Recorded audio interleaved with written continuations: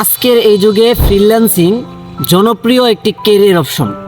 Freelancing শুরু করতে গেলে কিছু গুরুত্বপূর্ণ অপশন আছে। তার থেকে সফল যদি আপনি হতে চান, যে 5টা বিষয় আপনাকে অবশ্যই জানা উচিত, ওই রকম আমরা 5টা বিষয় নিয়ে আজকে কথা বলবো। আপনি যদি ফ্রিল্যান্সিং জগতে প্রবেশ করতে চান, প্রবেশ করার আগে আপনাকে একটা বিষয় চিন্তা করতে হবে, স্কিল ডেভেলপমেন্ট। স্কিল ডেভেলপমেন্টে হতে পারে graphic design, web development, content writing, YouTubing. আপনি আসলে কোন সেক্টরে কাজ করতে চান সেটা অবশ্যই আপনাকে আগে সিলেক্ট করতে হবে। আপনার স্কিল ডেভেলপমেন্ট হয়ে যাওয়ার পর আপনাকে চিন্তা করতে হবে মার্কেট প্লেস নিয়ে। Upwork, freelancer, fibre. আপনার এক একটা মার্কেটের এক একটা বৈশিষ্ট্য আছে। আপনি যেই অপশনটা নিয়ে ভালো কাজ পারেন এবং আপনি যেই অপশনটা ভালো শিখছেন, যে স্কিলটা, ওই স্কিলটা নিয়ে আপনাকে মার্কেট বাছাই করতে হবে এবং ওইটাই আপনাকে কাজ করতে হবে। আপনি যদি সঠিক মার্কেট বাছাই না করেন তাহলে আপনি সফল হওয়াটা ডিফিকাল্ট হয়ে যাবে। আপনার যদি স্কিল ডেভেলপমেন্ট হয়ে যায়, মার্কেট বাছাই হয়ে যায়, পরবর্তীতে আপনাকে দোকানে মাল তুলতে হবে। মানে আপনাকে একটা পোর্টফোলিও তৈরি করতে হবে। আপনি কি কি কাজ পারেন, আপনার কাজের দক্ষতাটা কতটুকু, আপনি কতটুকু ভালো কাজ পারেন, সেই কাজটাকে মানুষের সামনে, মানে আপনার ক্লায়েন্টদের সামনে উপস্থাপন করার জন্য আপনাকে একটা সুন্দর পোর্টফোলিও তৈরি করতে হবে। সেই পোর্টফোলিওতে আপনার সেরা যে কাজগুলো আছে, সেরা যে প্র্যাকটিসগুলো আছে, সেইগুলোকে রাখতে পারেন।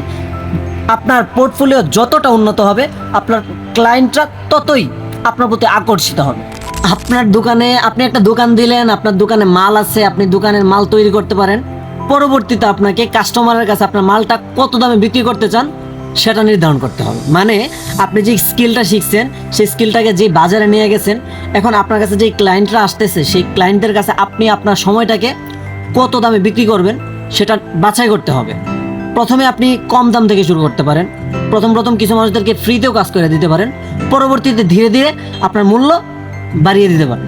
সকল কাজের শেষে আপনাকে ফ্রিল্যান্সার যদি হতে চান, আপনি আপনার কাজ আপনি স্বাধীনভাবে করবেন, কিন্তু এখানে আপনি আপনার বস, অতএব আপনাকেই কন্ট্রোল করতে হবে। আপনি একটা রুটিন তৈরি করতে পারেন, আপনি কখন কোন কাজ করবেন।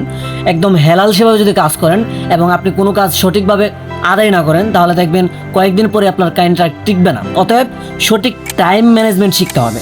আপনি যদি সঠিক টাইম ম্যানেজমেন্ট শিখে যান, স্কিল ডেভেলপমেন্ট থাকে, সঠিক মার্কেট বাছাই থাকে এবং আপনার মূল্য আপনি নির্ধারণ করতে পারেন, তাহলে অবশ্যই আপনি ফ্রিল্যান্সিং জগতে সফল হতে পারবেন। আপনি যদি এই 5টা বিষয় আপনার জীবনে ফুটিয়ে তুলতে পারেন এবং আপনার জীবনের মধ্যে ফিট করে নিতে পারেন, তাহলে আমি আপনাকে গ্যারান্টি দিচ্ছি আপনি ফ্রিল্যান্সিং জগতে সফল হবেন।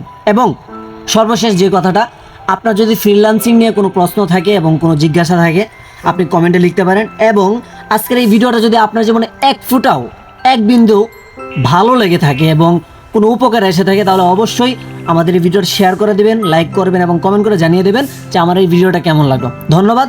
আবারও দেখা হবে নতুন কোনো ভিডিওতে।